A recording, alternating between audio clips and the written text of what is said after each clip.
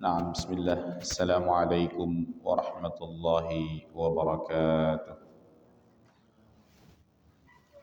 إن الحمد لله نحمده ونستعينه ونستغفره ونعوذ بالله من شرور أنفسنا ومن سيئات أعمالنا من يهده الله فلا مضل له ومن يضلل فلا هادي له أشهد أن لا إله إلا الله وحده لا شريك له وأشهد أن محمدا عبده ورسوله اللهم صل على نبينا محمد وعلى آله وصحبه أجمعين يا أيها الذين آمنوا اتقوا الله حق تقاته ولا تموتن إلا وأنتم مسلمون يا أيها الناس اتقوا ربكم الذي خلقكم من نفس واحدة وخلق منها زوجها وبث منهما رجالا كثيرا ونساء واتقوا الله الذي تساءلون به والأرحام إن الله كان عليكم رقيبا يا أيها الذين آمنوا اتقوا الله وقولوا قولا سديدا يصلح لكم أعمالكم ويغفر لكم ذنوبكم ومن يطع الله ورسوله فقد فاز فوزا عظيما أما بعد فإن أصدق الحديث كتاب الله وخير الهدي هدي محمد صلى الله عليه وسلم وشر الأمور محدثاتها وكل محدثة بدعة وكل بدعة ضلالة وكل ضلالة في النار إخواني وأخواتي جماعة الصلاة الإخوان yang dirahmati oleh Allah Subhanahu wa taala, tak lupa dan tak bosan kita terus bersyukur kepada Allah Subhanahu wa taala karena dengan nikmat dan karunia-Nya lah kita bisa berada dalam ketaatan kepada-Nya. Kita masih diberikan taufik untuk belajar agama, belajar sunnah. Dengan sunnah kita merasakan nikmatnya ibadah. Maka jemaah sekalian, kita lanjutkan pembahasan dari kitab Riyadhus Shalihin yang disusun oleh Al-Imam Abu Zakaria Yahya bin Sharaf An-Nawawi rahimahullah ta'ala. Kita sampai kepada hadis nomor 160. Kita baca hadisnya dan kita masih berada di bab tentang perintah menjaga sunnah dan adab-adabnya. An Abi Abdullah An-Nu'man bin Bashir radhiyallahu anhuma qala sami'tu Rasulullah sallallahu alaihi wasallam yaqul la tusawwunna sufufakum aw la yukhalifanna Allahu baina wujuhikum muttafaqun alaih. Hadis ini dibawakan oleh Imam Bukhari dan Imam Muslim sampai sanadnya kepada sahabat Nabi yang mulia alaihi salatu wassalam, yaitu Abu Abdullah An-Nu'man bin Bashir bin Tha'labah, dan dia adalah pembesar sahabat dari kaum Ansar dari suku Khazraj. Ibunya bernama Umrah binti Rawahah, dan ibunya Nu'man bin Bashir ini merupakan salah satu dari saudara Abdullah bin Rawahah. Dan Nu'man bin Bashir, sahabat Nabi yang mulia radhiyallahu anhu, dilahirkan sekitar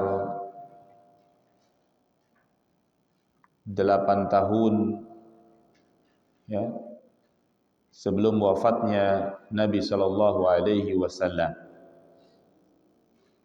Ya, 8 tahun 7 bulan sebelum Nabi wafat, lahirlah Nu'man bin Bashir.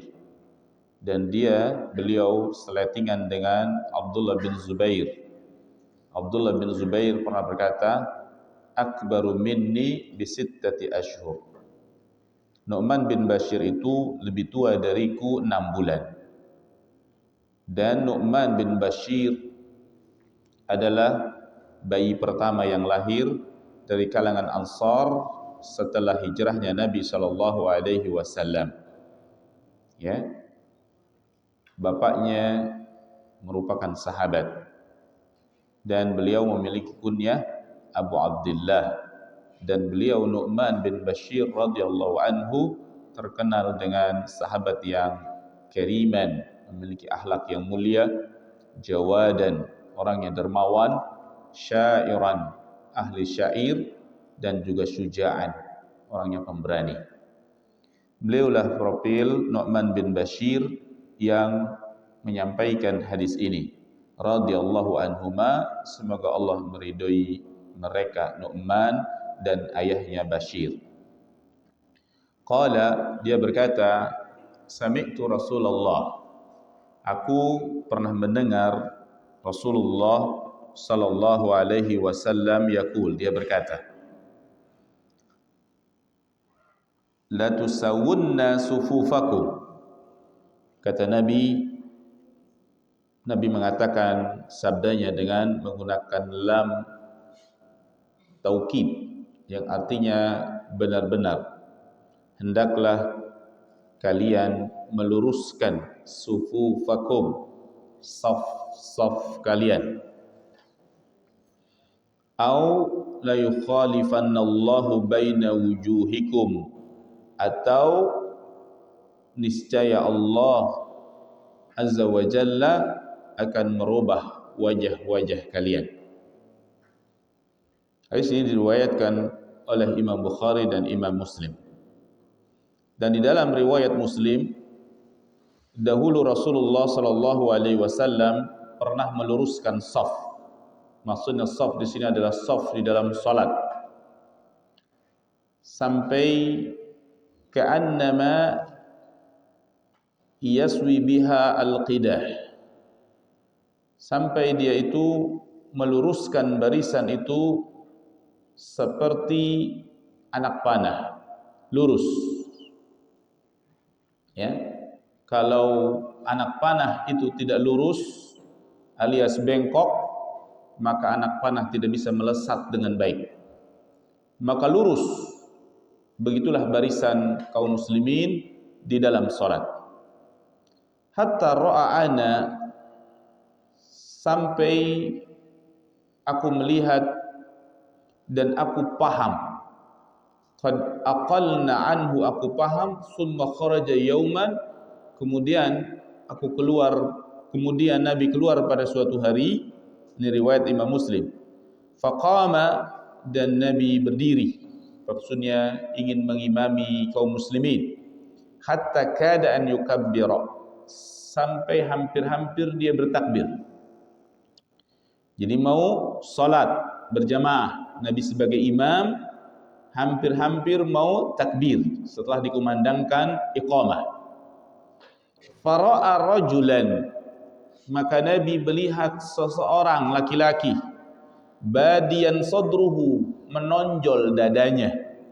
Maksudnya barisannya tidak lurus.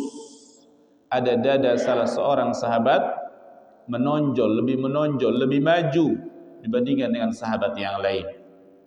Faqala, maka Nabi sallallahu alaihi wasallam bersabda, ibadallah, wahai hamba Allah, la tasawwunna sufufakum, hendaklah kamu, ya, hendaklah kalian meluruskan saf-saf kalian.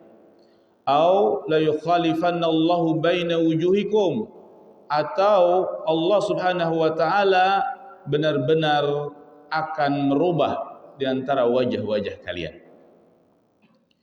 Maka jamaah sekalian, sabda Nabi ini mengatakan bahwasanya orang yang atau kaum muslimin yang tidak meluruskan shaf, ya, maka dikatakan kata Nabi, atau kalau engkau tidak lurus, la yukhalifannallahu baina wujuhikum, niscaya Allah akan merubah wajah-wajah kalian.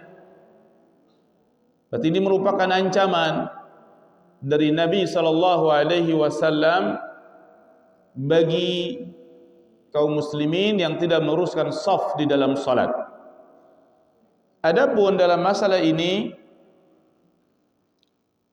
ikhtalafal ulama berselisih apa yang dimaksud dengan makna la yukhalifanna Allah akan merubah wajah-wajah mereka. Pendapat yang pertama, bahwasanya makna Allah merubah wajah-wajah kalian adalah merubah secara fisik.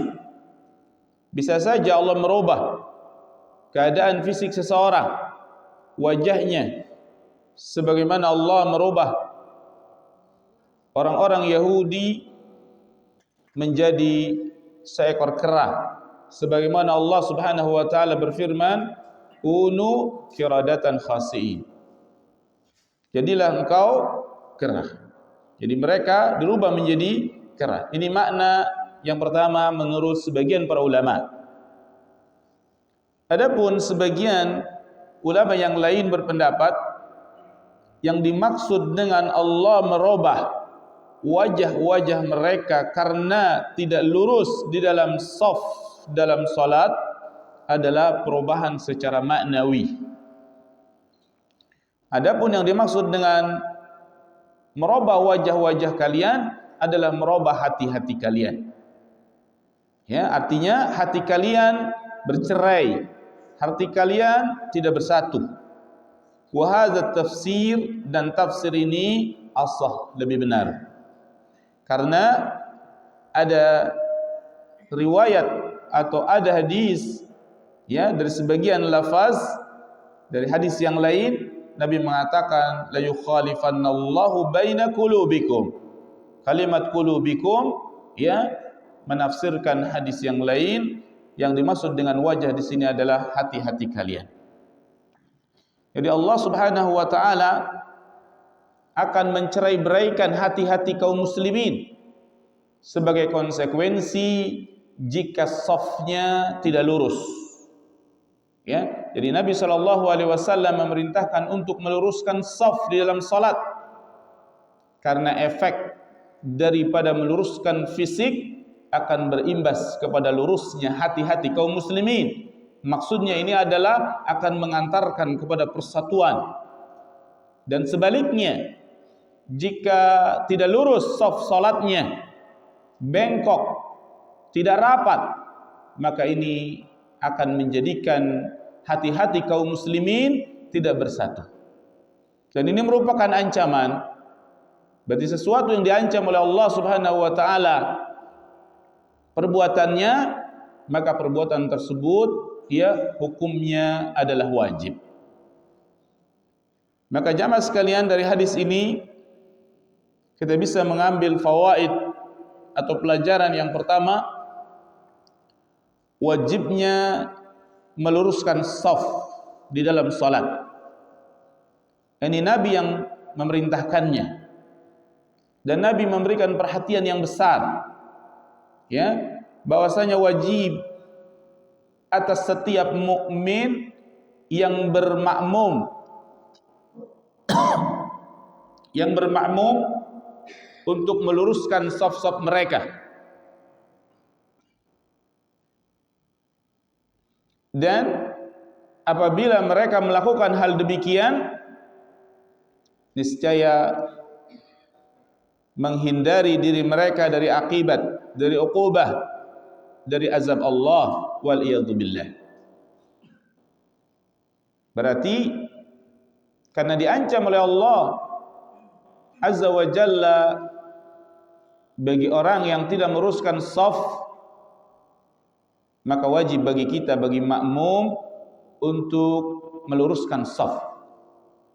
Dan hendaklah dia takut akan azab Allah, yaitu akan dirubah oleh Allah wajah-wajah mereka.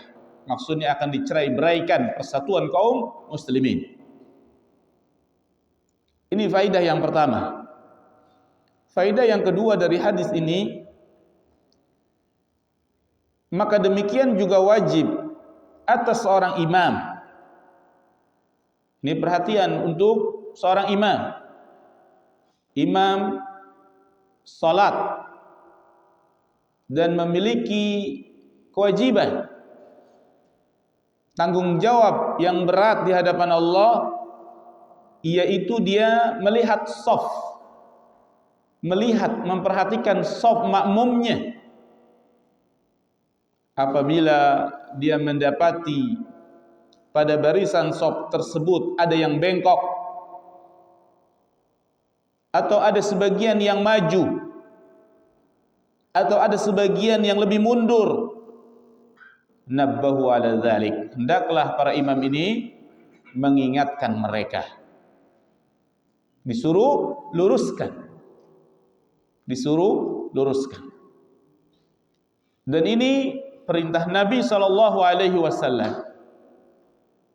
Tidak cuma di situ, Nabi juga sallallahu alaihi wasallam mempraktekannya. Sebagaimana Nabi sallallahu alaihi wasallam kadang-kadang dia sebelum salat, sebelum mengimami, Nabi berjalan. Sebelum takbir dan iqamah sudah dikumandangkan, Nabi berjalan di antara saf-saf kaum muslimin, yaitu dia meratakan dengan tangannya yang mulia. Ya, diberikan isyarat dengan tangannya. Ya, disuruh luruskan saf-saf barisan salat dari awal sampai akhir saf. Ini menunjukkan perhatiannya Nabi sallallahu alaihi wasallam ketika mau salat, seakan-akan mau berperang. Barisannya harus rapat, lurus. Inilah yang diajarkan ya oleh Nabi kita yang mulia alaihi salatu wassalam. Selain perintah, Nabi juga mempraktekannya.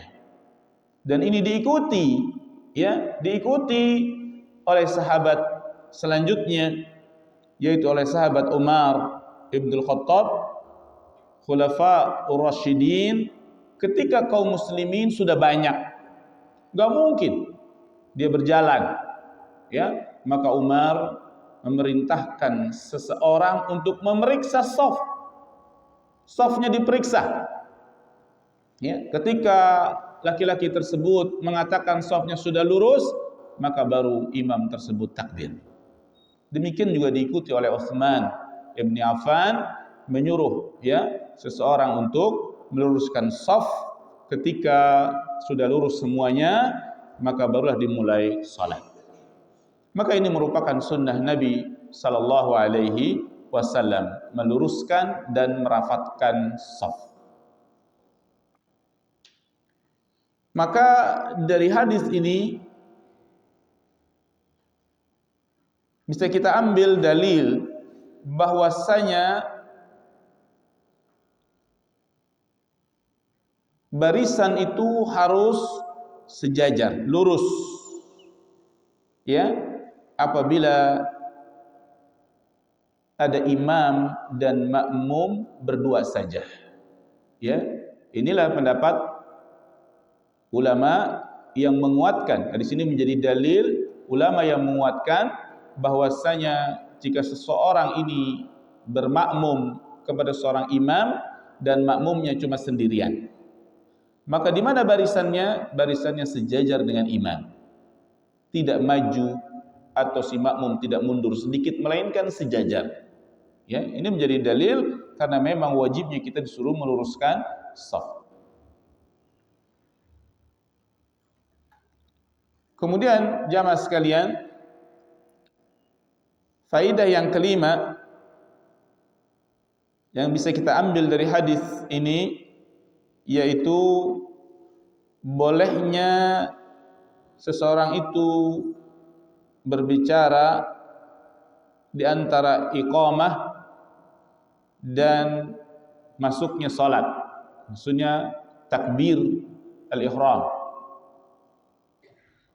Jadi boleh seorang imam berbicara meskipun qomat sudah dikumandangkan. Tentu pembicaraan yang bermanfaat, pembicaraan yang sesuai dengan keperluan salat. Di antaranya adalah meluruskan saf kaum muslimin.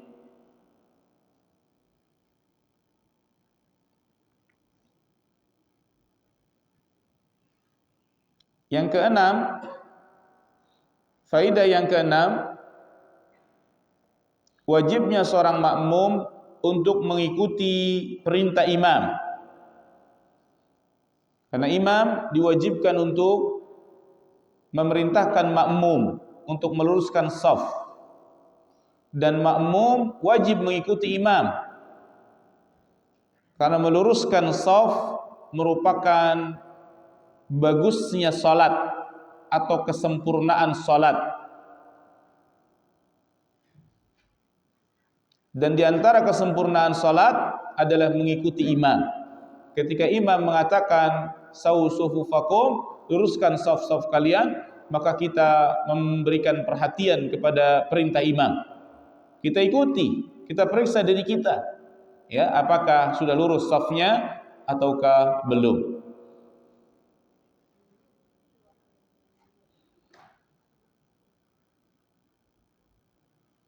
Demikian juga sabda Nabi sallallahu alaihi wasallam yang lain. Beliau mengatakan sawu sufufakum fa inna taswiyatas saffi min tamamis salah.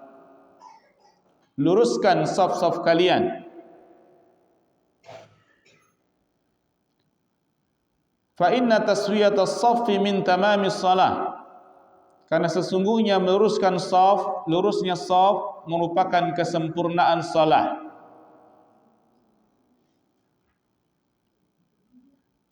Ini juga menjadi dalil bahwasanya lurusnya saf bukan pembatal salat, melainkan menjadi kesempurnaan untuk salat.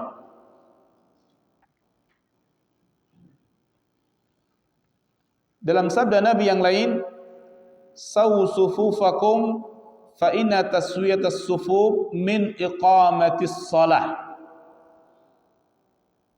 Luruskan saf-saf kalian, karena sesungguhnya lurusnya saf merupakan tegaknya salat.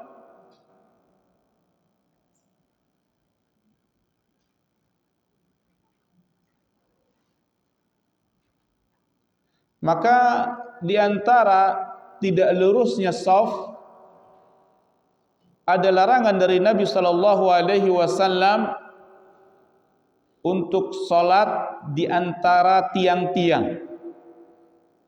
Jika memungkinkan menghindarinya, maka hindari untuk mendirikan saf di antara tiang-tiang, karena hal tersebut akan memutuskan saf. Sebagaimana sabda Nabi sallallahu alaihi wasallam, kunna nunha inna suffa bainas sawari ala ahdi Rasulillah sallallahu alaihi wasallam. Sahabat mengatakan, dahulu kami dilarang untuk mendirikan saf, untuk membuat saf di antara tiang-tiang pada zaman Nabi sallallahu alaihi wasallam. Kenapa dilarang? Illatnya adalah agar tidak terputus saf tersebut. Dan dari Ibnu Umar, hadis yang lain berkaitan dengan saf, Nabi mengatakan, aqimus sufuf, luruskan saf-saf, fa innama tasufuna li sufufil malaikah, maka sesungguhnya kalian itu meluruskan saf, jadikan barisan-barisan kalian itu seperti barisan-barisan malaikat. Jadi malaikat itu jika berbaris dia lurus dan rapat. Wa hadhu bainal manakib, ini hadis dari Ibnu Umar lebih lengkap. wahadhu bainal manakib, dan ratakan pundak-pundak, wasaddul khalal, tutup celah. Maksudnya jangan biarkan ada celah di dalam barisan tersebut, tutup, bisa bergeser atau yang belakang maju. Walinu fi aidi ikhwanikum, dan Nabi mengatakan, dan berlaku lembutlah atau melembutkan, hendaklah kalian melembutkan tangan-tangan kalian pada saudara-saudara kalian. Jadi ketika menempel barisan jangan kaku, ya, jangan terkesan kasar. Ini nasihat dari Nabi SAW kepada saudara-saudara kalian. Wala tadharu farujatis syayatin lisyaitan, wala tadharu farujatin lisyaitan, janganlah engkau biarkan ada celah untuk syaitan.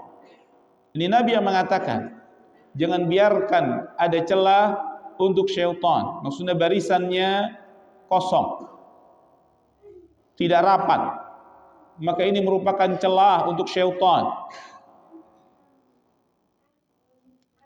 Wa man wasala saffan, barang siapa yang menyambung saf, wasalahu Allah, maka Allah akan menyambungnya. Maksudnya menyambung rahmatnya. Wa man qata'a saffan qata'ahu Allah, dan barang siapa yang memutuskan saf, ya, dia biarkan, dia putuskan sehingga menjadi terputus saf kaum muslimin, maka kata Nabi, qata'ahu Allah, Allah akan memutuskan kasih sayangnya atau rahmatnya kepadanya. Maka dari hadis Ibnu Umar ini setidaknya ada 6 poin, ya, yang bisa kita simpulkan. Yang pertama, wajib meluruskan dan merapatkan shaf dari hadis yang lebih lengkap ini. Yang kedua, dianjurkan bersaf sebagaimana safnya malaikat. Ya, karena kata Nabi SAW, tasufuna bisufufil malaikah, hendaklah kalian membangun shaf seperti shafnya malaikat. Maka shafnya malaikat itu lurus dan rapat. Yang ketiga, gambaran rapat dan lurusnya Nabi mengatakan, wahadhu bainal manakib. Berarti yang ketiga, ratakan pundak-pundak dan rapatkan shafnya. Artinya shaf pundak kita tidak maju dan tidak ke belakang, lurus pundaknya. Dadanya tidak maju sebagian yang lain atau mundur sebagian yang lain. Jadi lurus, pundaknya lurus. Kemudian yang keempat, dari hadis Ibnu Umar ini, kita wajib menutup celah di dalam shaf dan tidak boleh renggang. Jika ada kerenggangan dalam shaf tersebut, diluruskan dan dirapatkan. Ya, jika memungkinkan untuk kita bergeser, geser. Jika memungkinkan untuk kita maju, maju mengisi shaf, meskipun itu di sela-sela salat.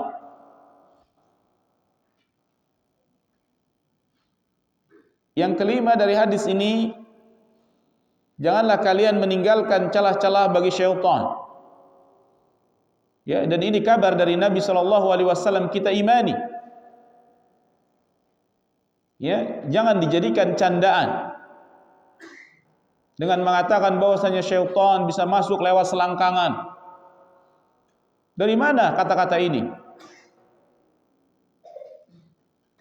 Dan kita mengikuti sabda Nabi SAW. Nabi yang mengatakan jangan biarkan celah, maksudnya adalah celah di dalam barisan. Dan kita tidak tahu hikmah apakah syaitan ikut salat atau tidak. Yang jelas syaitan adalah musuh kita, dan jangan biarkan celah itu untuk syaitan. Yang keenam, barang siapa yang menyambung shaf di dalam barisan kaum muslimin di dalam salat, maka Allah akan menyambung rahmatnya.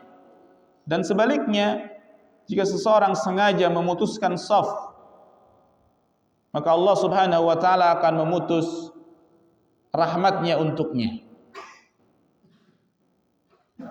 Maka jamaah sekalian, meluruskan shaf di dalam salat merupakan perkara yang besar di dalam Islam.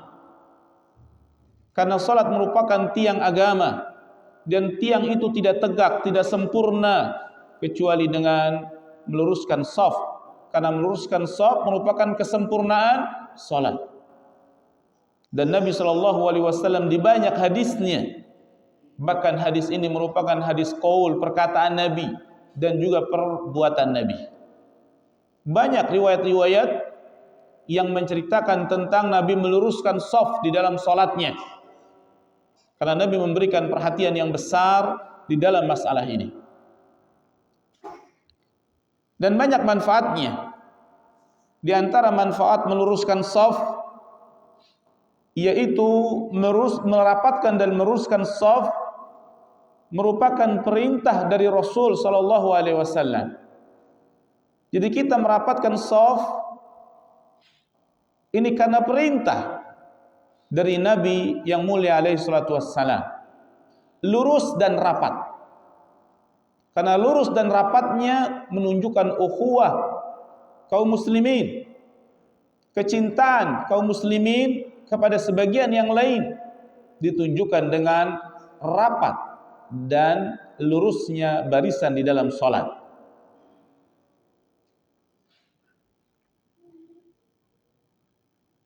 Jadi ketika kita meluruskan dan merapatkan shaf kita, manfaatnya karena memang kita sedang mengikuti wejangan, nasihat, perintah dan perbuatan Nabi sallallahu alaihi wasallam. Adapun manfaat yang kedua, ya, dengan kita merapatkan shaf mencegah masuknya syaitan. Mencegah masuknya syaitan. Dan tentu ketika syaitan itu masuk, tidak lain kecuali dia mengganggu dan menggoda kaum muslimin.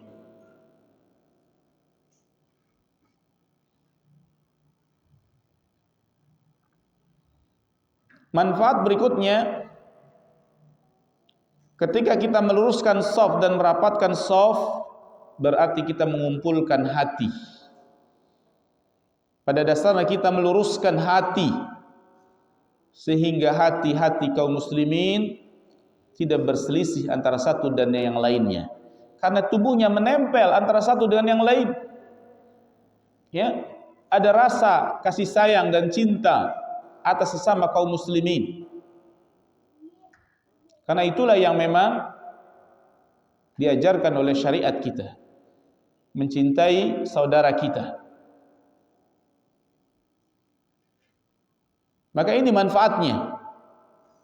Manfaat yang besar yaitu mempersatukan hati kaum muslimin dengan meluruskan shaf. Manfaat besar berikutnya dari meluruskan shaf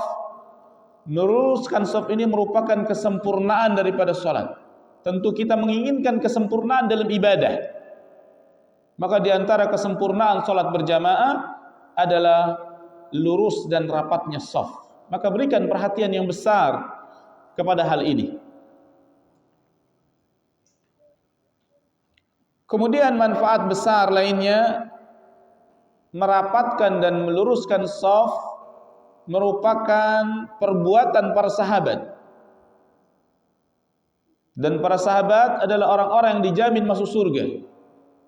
Maka itulah perbuatan penduduk dunia yang dijamin masuk surga. Itulah amalannya.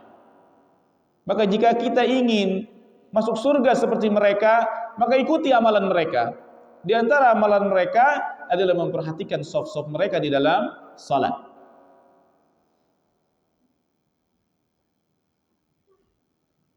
Kemudian yang terakhir daripada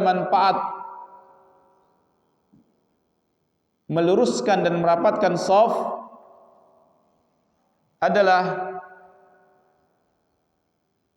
masalah shaf ini adalah masalah yang besar. Jangan dianggap remeh. Karena Nabi memberikan perhatian yang besar terhadap masalah ini. Jangan kita menilai sesuatu dalam syariat menurut pandangan kita. Menurut pandangan kita itu sepele. Tapi justru syariat dalam hal ini Nabi SAW memberikan perhatian yang sangat besar terhadap lurusnya shaf dan rapatnya shaf di dalam solat. Sampai-sampai sahabat menyuruh memeriksa shaf-shaf kaum muslimin, seakan-akan mereka ingin berperang. Karena inilah yang diinginkan oleh syariat kita, lurus di dalam shaf, di dalam salat seperti barisan para malaikat.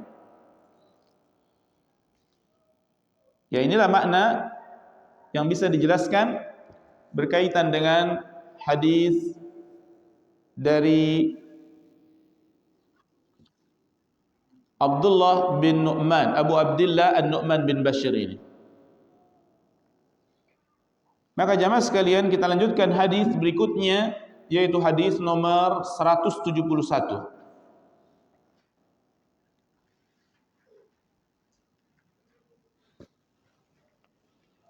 An Abi Musa radhiyallahu anhu qala ihtaraqa baitun bil madinati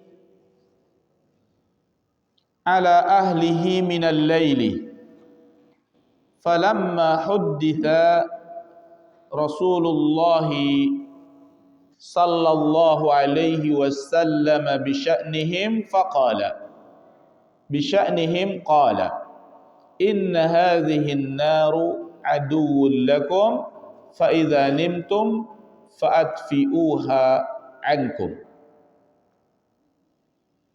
Hadis yang kedua ini yang kita bahas yaitu hadis dari riwayat Imam Bukhari dan Imam Muslim dan sampai sanadnya kepada sahabat yang mulia Abu Musa radhiyallahu anhu. Abu Musa ini dimaksud dengan Abu Musa al-Ash'ari. Sebab Abu Musa ada Abu Musa al-Ash'ari dan ada Abu Musa al-Ansari dan ada Abu Musa yang lainnya yang termasuk sahabat. Abu Musa ini memiliki nama, ini kunyah Abu Musa al-Ash'ari, ini laqab al-Ash'ari, ya. Namanya adalah Abdullah bin Qais. Jadi nama Abu Musa al-Ash'ari adalah Abdullah bin Qais. Dahulu Abu Musa merupakan sekutunya Sa'id bin Al-As. Kemudian beliau Abu Musa Al-Ash'ari ini masuk Islam ketika di Mekah. Jadi awal-awal masuk Islam.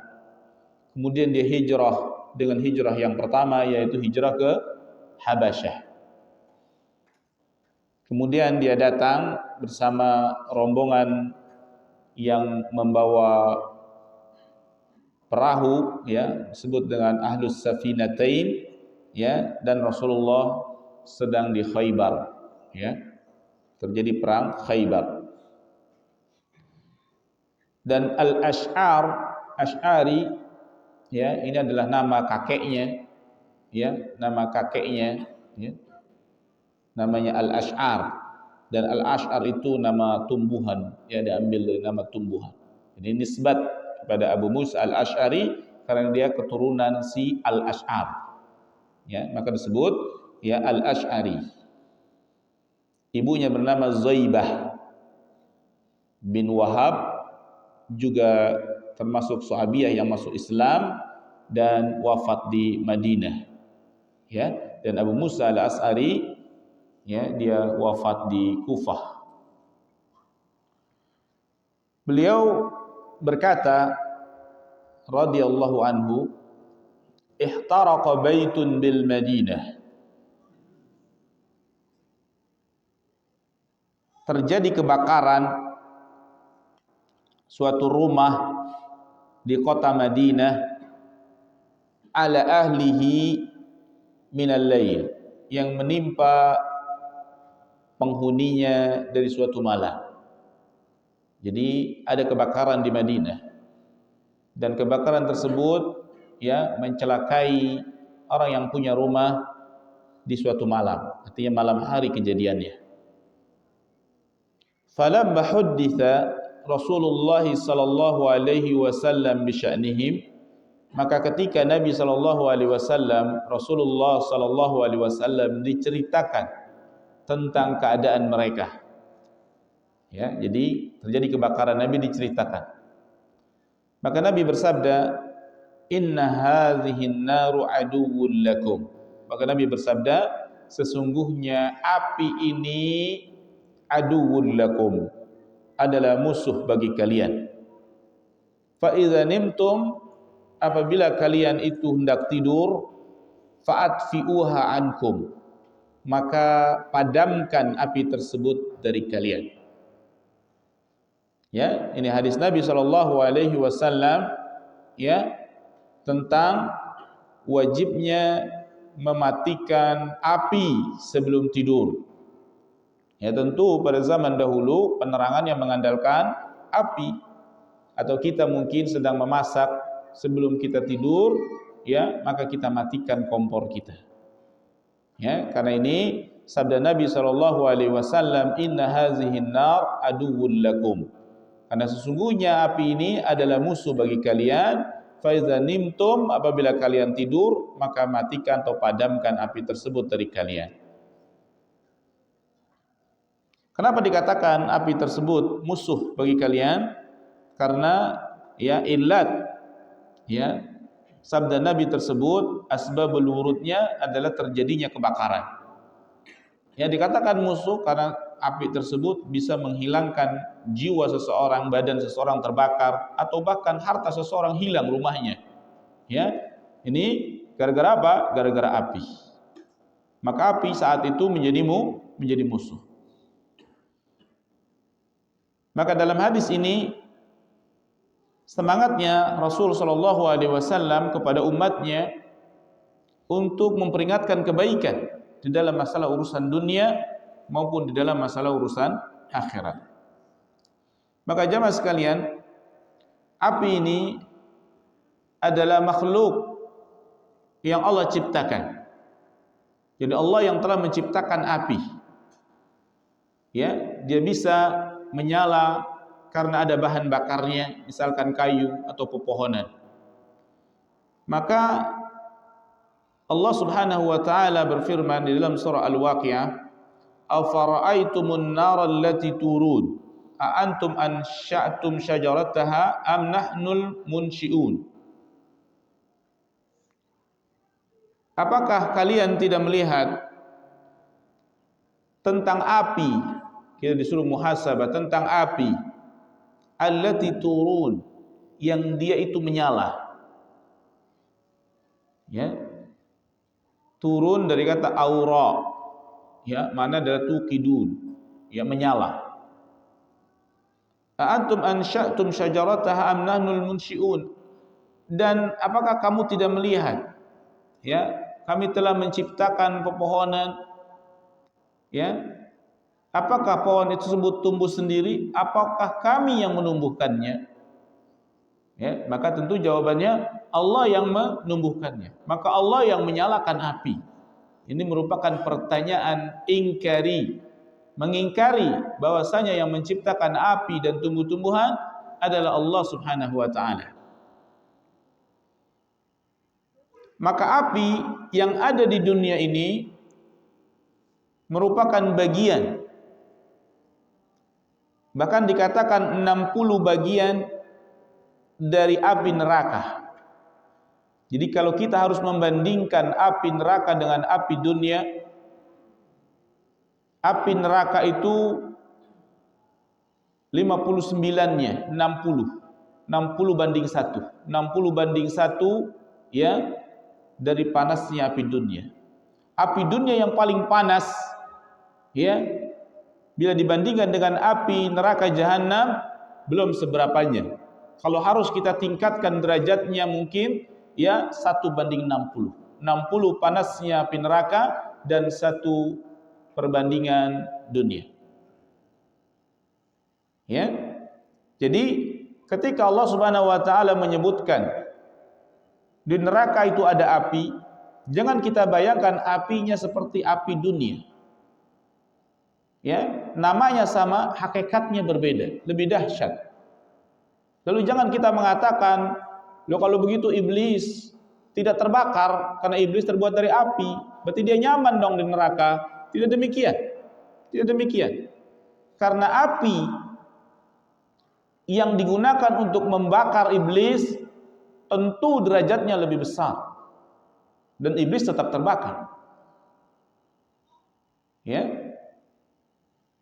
Karena api bertingkat-tingkat panasnya. Sebagaimana kita tercipta dari tanah. Lalu apakah kita ketika ditimpuk dengan genteng kita nggak merasa sakit? Tentu sakit. Karena kita dari tanah, genteng dari tanah. Tapi derajat ketanahannya mungkin berbeda.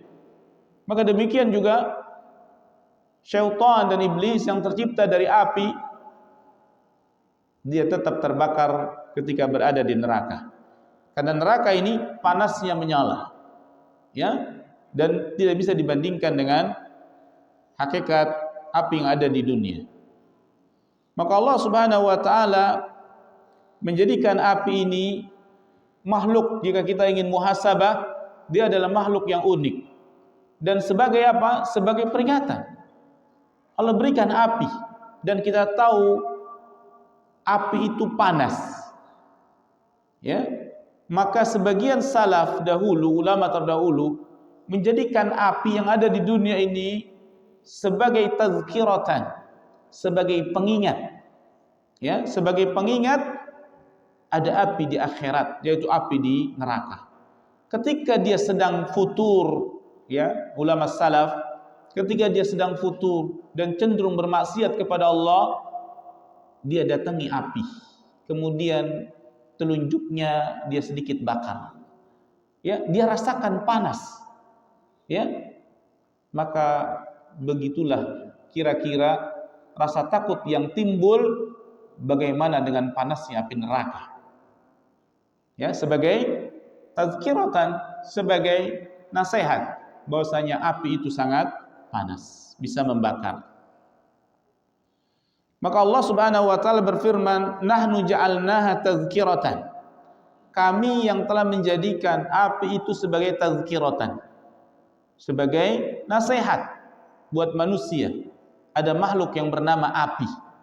Wa mata'an lil muqwin, dan sebagai perbendaharaan yang bisa dibawa oleh orang-orang yang safar.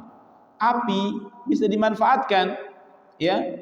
Api bisa bermanfaat buat orang yang safar, orang yang membutuhkan, bisa untuk memasak, bisa untuk menghangatkan dan lain sebagainya. Maka pada api tersebut terdapat fawaid, terdapat manfaat yang besar. Ya, jika dia digunakan sebagaimana mestinya. Walakin akan tetapi, ya, qad takunu mudarratan, akan tetapi api itu bisa menjadi mudarat. Maka inilah, ya, sabda Nabi sallallahu alaihi wasallam, ya, bahwasanya hazihin nar, bahwasanya api ini adalah musuh buat kalian jika memang api tersebut tidak digunakan sebagaimana mestinya. Ya. Apabila tidak bagus manusia menjaganya, maka api itu akan menjadi musuh buat kalian. Pada hakikatnya api itu bermanfaat. Api itu bermanfaat. Maka ada istilah kecilnya menjadi teman, besarnya menjadi musuh. Inilah api. Maka di antara fawaid dari hadis ini, yang pertama, hadis ini menjadi dalil bahwasanya manusia itu disuruh untuk seyogyanya memberikan kehati-hatian. Ya, kita disuruh berhati-hati terhadap urusan yang dikhawatirkan akan menghasilkan mudarat, menghasilkan keburukan. Di antaranya adalah api. Karena api bisa menjadi musuh. Maka sebelum dia menjadi musuh, ya, dikelola dengan baik. Jangan sembrono. Lihat Islam mengajarkan sampai seperti ini. Nabi memberikan nasihat untuk mematikan api sebelum tidur. Ya, dalam hadis yang lain, ya, Karena bisa saja syaitan ya yang menjadikan kebakaran tersebut, ya, atau binatang yang lain menumpahkan lampu kita, ya, sehingga membakar apa yang ada di sekelilingnya. Oleh karena itu, jika memang tidak dibutuhkan, maka matikan api sebelum dia menjadi musuh bagi kita. Demikian juga kita bisa kiaskan dengan sesuatu yang mudah terbakar, seperti misalkan gas. Maka kita menutupnya, maka kita menjaganya agar tidak keluar, karena ini merupakan sebab terjadinya kebakaran. Demikian juga masuk di dalam makna api ini aqyasul kahrabai, yaitu colokan-colokan listrik, sambungan-sambungan listrik, ya. Maka seyogianya bagi kaum muslimin, ya, untuk memberikan perhatian kepada masalah ini, hendaklah dia menyambungnya atau memasangnya, diserahkan kepada ahlinya. Agar apa? Agar tidak dikhawatirkan terjadi kebakaran. Maka ini Islam merupakan agama yang sangat indah, dan Nabi mengajarkan, memberikan peringatan sampai di dalam masalah hal demikian. Maka kata para ulama, jika Nabi SAW memberikan perhatian yang besar juga terhadap masalah-masalah api di dunia, dengan dia mengatakan bahwasanya api adalah musuh buat kalian, dan kita disuruh menjaga dari keburukan api tersebut, lalu bagaimana dengan api neraka? Tentu kita lebih wajib lagi menjaga diri dari sebab-sebab kita diazab dari api neraka. Ya, ini masalah dunia.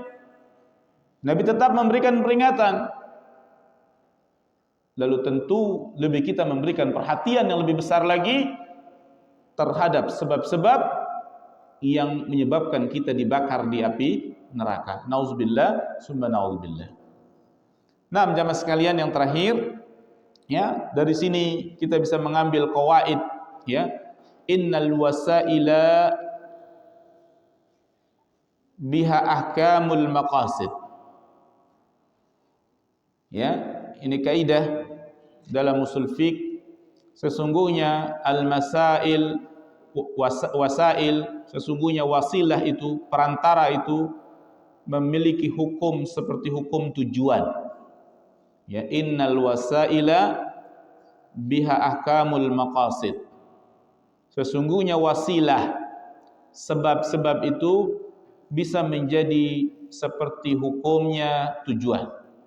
Artinya api itu bisa mencelakai, ya, api itu bisa mencelakai, maka wasilah, ya, maka wajib kita menjaga api itu biar tidak mencelakai. Maka wasilah agar api itu tidak menjadi musuh, maka hukumnya juga wajib menjaganya.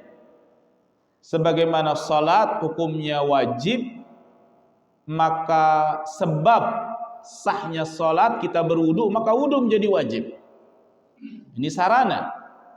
Jika tujuan tersebut tidak tegak kecuali dengan sebab tersebut, tujuan tersebut tidak tegak kecuali dengan sebab tersebut, maka sebab tersebut menjadi wajib. Demikian juga, ya, sesuatu itu berbahaya, maka wasilah untuk menutup bahaya tersebut juga menjadi wajib. Nah, mungkin ini yang bisa saya jelaskan pada kesempatan pagi ini. Kita tutup dengan doa kafaratul majlis. Subhanakallahumma bihamdika asyhadu an la ilaha illa anta astaghfiruka wa atubu ilaik. Assalamualaikum warahmatullahi wabarakatuh.